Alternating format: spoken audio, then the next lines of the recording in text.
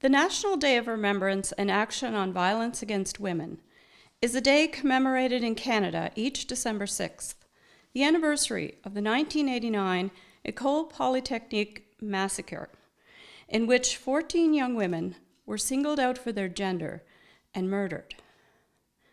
The commemoration date was established by the Parliament of Canada in 1991. The legislation was introduced in the House of Commons as a private member's bill by British Columbia MP Don Black and received all party support. Canadian flags on all federal buildings, including the Peace Tower in Ottawa, are flown at half-mast on December 6th. Canadians are encouraged to observe a moment of silence and to wear a purple ribbon as a commitment to end violence against women. From the beginning, Every Woman's Centre has held a vigil each year on December 6th, with the late Hazel Latimer and her husband Nelson organizing for at least the first 16 years at St. George's Church. It never mattered to Hazel how many showed up, whether 5 people or 100 people. There were only 2 important things to consider: that the vigil took place, and her being a teacher, that young people were present, so that the importance of bringing attention to the cause of fighting violence against women would not be lost. It is our goal to continue to do our part to raise awareness not only on this important day, but throughout the year at every opportunity. This year marks the 31st anniversary of the massacre, and though our present circumstances would make it impossible to hold a capacity crowd for this year's vigil, never may it be more important to do our best to invite people to gather, to reflect, honor all the victims, and resolve to do whatever we must to bring peace in our community and our world. Each year, we invite students from each of the local high schools to represent the women. Due to restrictions, we could not have as many this year, but we are pleased to welcome a couple who will do the honor on behalf of all local schools. We also have members of the Sydney Regional Women's Committee who strive to empower and support women in their community efforts. And now we honor the victims of the Montreal Massacre.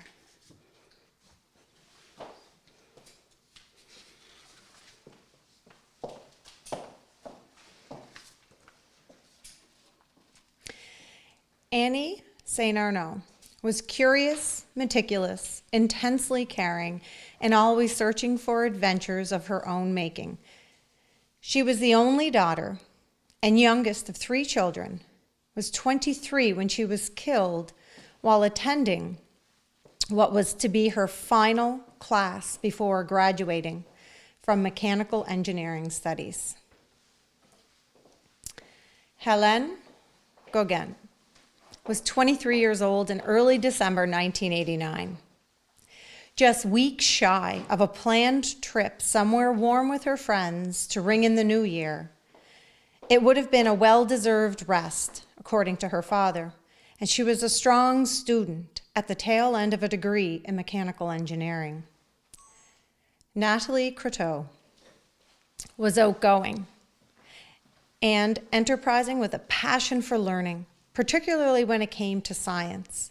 She was 23 when she was killed, just a couple weeks shy of celebrating New Year's Eve in the hot sun in Cancun, Mexico, with her close friends, Helene Gauguin included. Barbara Daigneault was not someone bound by conventional limits. She would ultimately follow in her father's footsteps and study engineering. While she was at École Polytechnique, Barbara worked as a teaching assistant for her father, Pierre-Alain Daigneault, a mechanical engineering professor at the Université du Québec au Montréal. At 22, with just 1 term to go before graduating as an engineer, She was already thinking about her career prospects. Sonia Pelche was the person who won every competition, secured every scholarship, and always beat out others for top of the class. She was a quiet, undemanding person who grew up with 5 sisters and 2 brothers, and yet her intelligence and liveliness stood out to many. That she was so smart and driven was a source of joy and pride for everyone who knew her. She loved rock music, liked to cook, to teach others to cook. She was 28 years old and just days away from graduating with a degree in mechanical engineering and a transcript of straight A's when she was killed. Michelle Richard, or Mimi, as she was nicknamed, had a brilliant smile and calming presence. There was something her friends couldn't quite put their finger on that drew people to her. She was 21 when she was killed, a strong student in her 2nd year of materials engineering. Annie Turcotte, the youngest of 3 children, drawn to École Polytechnique because of her older brother, Donald. She was gifted, and her intelligence won her a Woman in Science bursary. Annie was most interested in metallurgical engineering. In many respects, she was a woman ahead of her time, committed to nature and finding ways to protect the environment.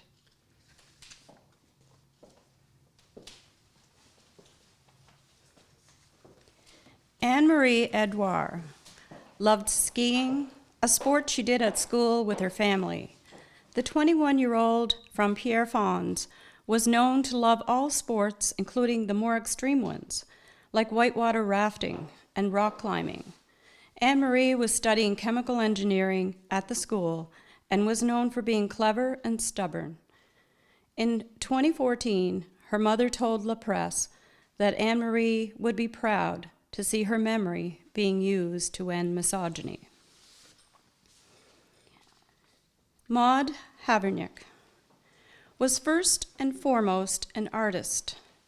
The 29-year-old had a bachelor's degree in environmental design and started out her working life as an interior designer, creating habitats for community living. She chose to go back to school at École Polytechnique to fulfill her dream of being an engineer and studying materials engineering. She's described as a go-getter who gave any pursuit she took on her all. Barbara Klusnick Widjewicz was outgoing, friendly, and had what her husband described as a great deadpan sarcasm. Barbara was born in Poland. When she was 16, she started dating her high school sweetheart, who became her husband. Barbara was a whiz, studying engineering, economics, and food logistics. She was a woman who looked outward. Her husband says she spoke 5 languages, read a lot, and wasn't shy about sharing what she'd read, and loved to help people. Javier Bergeron was a 2nd-year civil engineering student who celebrated her 21st birthday 2 weeks before she was killed. She was smart enough to earn a scholarship, but also talented enough that she was still facilitating between a career in engineering and one in music.